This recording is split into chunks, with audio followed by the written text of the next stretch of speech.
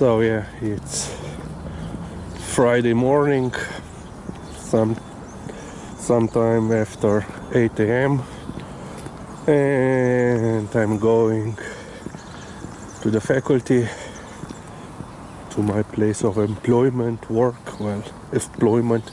We now work at home, just to pick the mail and do some administration work, because because of this coronavirus we work from home. So it's quite cold, as you can see on the car. Probably not. So yeah, for the second day it fell below zero, or right about around zero. So yesterday in the morning it was -5 here in Ljubljana, and as you can see, trees and flowers were blooming, and then this chill came, and of course farmers are not very happy with it. They already started to, they had to start to pick their produce, as apples and so forth, the early kind, because they were getting basically destroyed. And of course some of the other plants or trees like peaches or whatever were quite affected with this cold. So it's Friday the 4th of April. So the latest numbers that were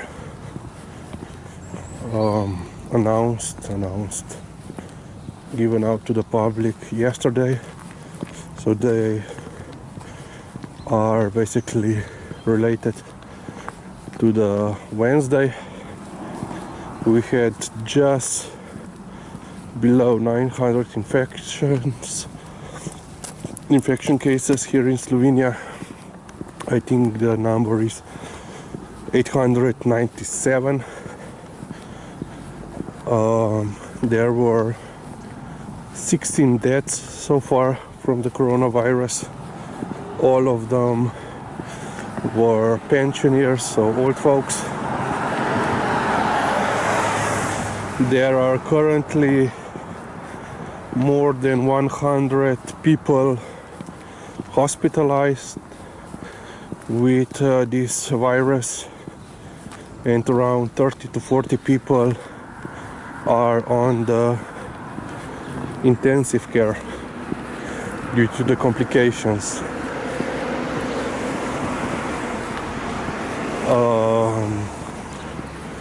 So yeah, already the last week we had first confirmed case of infection among the military personnel. So a healthcare worker was confirmed to have a COVID-19 virus, because military was mobilized to help with containing or trying to contain the virus, and there was also one case of infection confirmed in the prison. So yeah, they don't know how he was affected or how he got the virus, but yeah, so they further isolated him and all the other people that were in contact with him, which is double jail time. But yeah, so most likely one of the prison guards, or we call them judicial officers, is infected and doesn't have is asymptomatic, doesn't have any symptoms, and he most likely infected some of the prisoners. So what else? Yeah, the most at-risk group are the people living in the retirement houses, communities, or old folks' homes, because I think the current number is around 200 people. So most of them are pensioners, old folks are infected, and about 30 or 40, healthcare staff also got it. So yeah, this week they actually started to call on people, because a lot of people are now working from home. If they can take care of their elderly relatives, and of course if they don't have any major health concerns, or they are immobile, or with dementia, Alzheimer's and so forth, they should take them at home. And of course, if they don't have coronavirus already, that they should take them at home, so to keep them safe. And of course that didn't work. Not a lot of people, elderly, were taken at home. So some communities found another solution. The healthy residents of this doggone walk. Yeah, the healthy residents were actually moved this week to the local spa. So yeah, that's going on.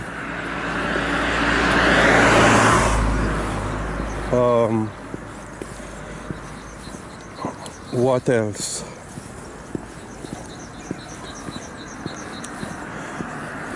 Yeah, so this week was the first week of real quarantine, and of course with basically the government's decree of not moving outside of your municipality. But in all the first 3 days, so from Monday through Wednesday, police already dealt with 7. Yeah, as you can see, still quite a lot of traffic. Not so much as usual. So on the regular Friday workday, this street road would be quite filled with cars, because on the left side is the industrial park and several large companies are there. And this is one of the two most used roads to get in the industrial zone. So yeah, in the first 3 days of this municipality quarantine, they issued about 700 warnings and fines, or started the fining procedure, because police cannot find them, the health inspection can, because people were still not giving them about following the rules and regulations. or protecting others. But yeah, and so the first 2 days of this week, yeah, the Monday was pretty wet, but yeah, the next day was a little bit cloudy. But yeah, from Wednesday on, we had sun, but it's quite cold. And because of this weekend, we are also expecting fine weather, sun. They are already police announced that from today, so Friday, until the Sunday, they will be strictly monitoring movement of people around Slovenia, especially on the major roads, major highways, and next to the basically usual spots where people hang out, including the nature, parks and so forth. And yeah, we will see how many people we will find out with not taking the necessary precautions in this time. Yeah, and as you can see, I'm without Liza or TJ. They are at home. Yeah, if I would take Liza with me, because TJ is not in the shape to get there, to walk that distance. I don't know how many kilometers is there. I think 4 or 5 in one way, or all together. I would say more 5 altogether. But anyway, TJ is not possible, isn't possible for him to walk that distance. And if I would green light, if I would take just Liza, he would be barking the whole time when he's alone, and he knows that Liza is out without him. And then I would have problem with Liza also, because usually when I do this, basically when we have to go to the vets, for the first kilometer, basically she will basically just stop, lay down, try to pull back to the house, where is TJ. So yeah, that would be a problem. Plus, because faculty is a public building and animals aren't actually allowed inside. Basically, we are walking along the railway, which is connecting Ljubljana with Gorenjska, Upper Krajina, Upper Carniola. I quite love this fence. Stone and metal. I wish if it would be a little bit taller, that would be even better. But yeah, this is an old part of Šiška, which you can see by all these, buildings and the architectural design with all these round shaped or oval shaped. And then of course you have newer buildings, but also some older buildings. With older, basically I mean before the Second World War. And you have the, like this one, with a tower like.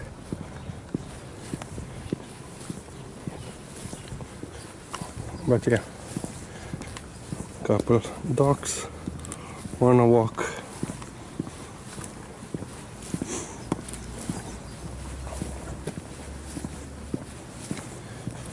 Yeah, basically we still do our mandatory morning and evening walk with both of the dogs. And now, because we have a little bit of sun, they can spend basically all of the day outside on the yard if they want to. Another great looking fence or wall. Better description would be a wall. Fence wall, is that a word? Not fancy wall. But yeah. And yeah. This is actually gymnasium, Shishka, or Shishka gymnasium in English, with this building in front is I think the dormitories for the students, and on the left is gym, and behind we can see the church tower of our local church, which I already had made a video when we passed by a couple of times. So yeah, we basically need to walk in that direction, but because we have two railway lines, we cannot go, using the shortest route, but we have to make some detours.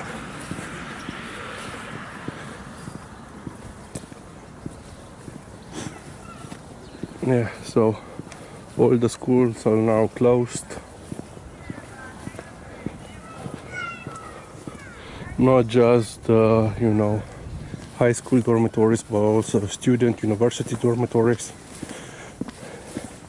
Only a couple, basically they had to evacuate all these dormitories, student housing. Unless you were a foreign student, then you could stay. So one of my colleagues, she's from Macedonia, northern Macedonia now, or North Macedonia, I think that is the new name of the country. Yeah, she stayed here, while another colleague, she's from Serbia, managed to get back home just before they stopped all the traffic, or before the start of the measures that were taken. And this is the first railway line.